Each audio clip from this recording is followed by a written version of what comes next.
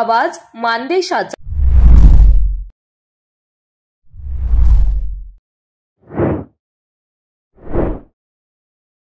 केंद्रीय मंत्रिमंडळाने 12 नवीन औद्योगिक स्मार्ट शहरांच्या विकासाकरिता 28,602 कोटी रुपये मंजूर केले आहेत। महाराष्ट्रातील रायगड जिल्ह्यातील दिघी बंदराच्या औद्योगिक विकासाचा मार्ग मोकळा झालाय। यामुळे महाराष्ट्र राज्याची 1 ट्रिलियन अर्थव्यवस्था भरण्याची महत्त्वाकांक्षा पूर्ण होणार आहे। दिघी बंदर विकसित होताना औद्योगिकीकरणाला चालना मिळेल। मुंबई पुणे रायगड जिल्ह्याचा आणि तेथील राष्ट्रीय महामार्गांचा देखील विकास होईल।